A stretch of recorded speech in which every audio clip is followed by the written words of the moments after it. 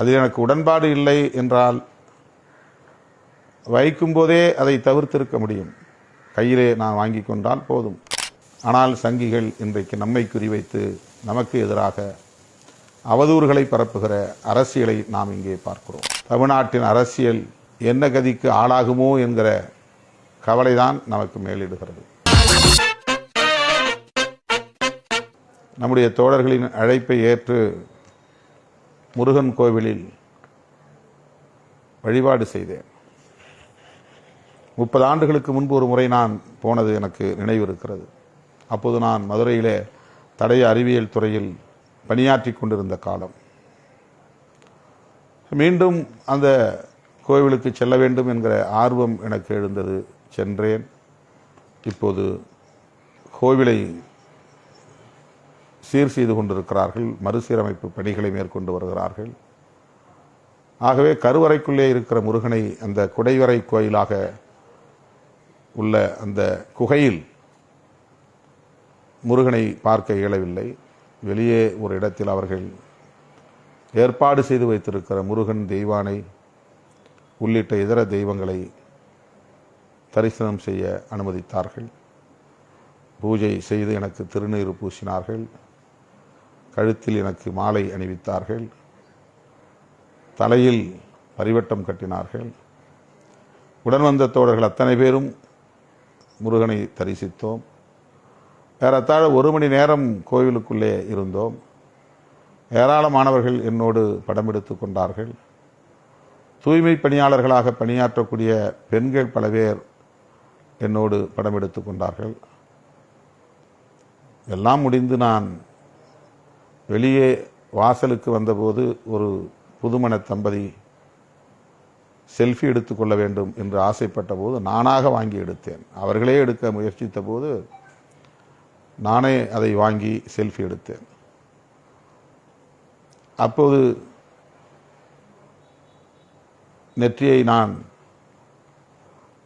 துடைத்தேன். அது வழக்கமான ஒன்று.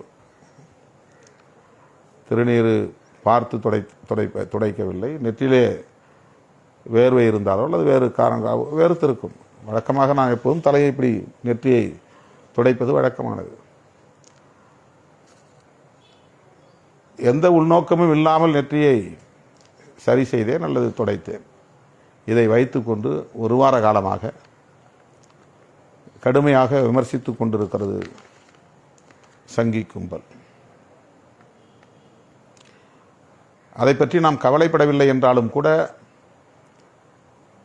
என் தலைமையை ஏற்றுக்கொண்டிருக்கிற என் உயிரின் உயிரான விடுதலை சிறுத்தைகள், என் மீது நம்பிக்கை உள்ள பொதுமக்கள் புரிந்து கொள்ள வேண்டும் என்பதற்காக சொல்லுகிறேன். 1 மணி நேரம் திருநீரை என் நெற்றியிலேயே வைத்திருந்த நான்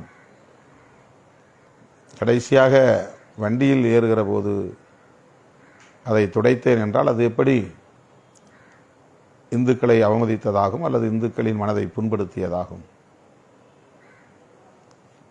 அதில் எனக்கு உடன்பாடு இல்லை என்றால் வைக்கும்போதே அதை தவிர்த்திருக்க முடியும். கையிலே நான் வாங்கி கொண்டால் போதும். பூசாரிகள் யாரும் நெற்றியில் கட்டாயம் பூசியே தீருவேன் என்று வற்புறுத்துவதில்லை. பொதுவாக கோயில்களில் கருவறை பூஜை செய்யக்கூடியவர்கள் திருநீரை அள்ளி கையிலே தூக்கி போடுவார்கள். சில இடங்களில்தான் திருநீரை நெற்றியிலே பூசுவார்கள். ஆக கையை நீட்டினால் என் கையிலே திருநீரை கொடுத்து விட போகிறார்கள். நான் அதை பூசிக்கொள்ளாமலே கூட தவிர்த்திருக்க முடியும்.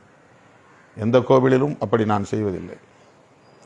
சில இடங்களில் நானே பூசை தட்டை வாங்கி கற்பூரம் ஏற்றி அவர்கள் செய்கிற பூஜை வேலையை நானே செய்வேன். எனக்கு அதிலே ஒரு ஈடுபாடு உண்டு, ஆர்வம் உண்டு. புண்ணியம் கிடைக்கும் என்பதற்காக திருநீர் பூசுவதும் இல்லை. அப்படி பூசியிருந்தால் அது எனக்கு ஏற்புடையதில்லை என்கிற எண்ணமும் எனக்கு இல்லை. அதை அழிக்க வேண்டும் என்கிற உள்நோக்கமும் கிடையாது. என் மீது நம்பிக்கை உள்ளவர்கள் என்னை அழைத்து எனக்கு சிறப்பு செய்கிற போது அவர்களின் உணர்வை மதிப்பது என்னுடைய கடமை என்கிற பண்பு இயல்பாகவே என்னிடத்தில் உண்டு. ஆனால் சங்கிகள் இன்றைக்கு நம்மை குறிவைத்து நமக்கு எதிராக அவதூறுகளை பரப்புகிற அரசியலை நாம் இங்கே பார்க்கிறோம். தமிழ்நாடு ஏதோ ஒரு திசைக்கு மடைமாற்றம் செய்யப்படுகிறது. இதுவரையில் கட்டி காப்பாற்றப்பட்ட சமூக நீதி அரசியல் இங்கே சிதைந்து போகுமோ என்கிற கவலை மேலிடுகிறது. வெறும் அரசியல் ஆதாயத்திற்காக அதிமுக போன்ற கட்சிகள் இன்றைக்கு இந்த சங்கப்பரிவார கும்பலை தோள்களில் தூக்கி சுமக்கிறார்களே, இது எங்கே போய் முடியுமோ? தமிழ்நாட்டின் அரசியல் என்ன கதிக்கு ஆளாகுமோ என்கிற கவலைதான் நமக்கு மேலிடுகிறது.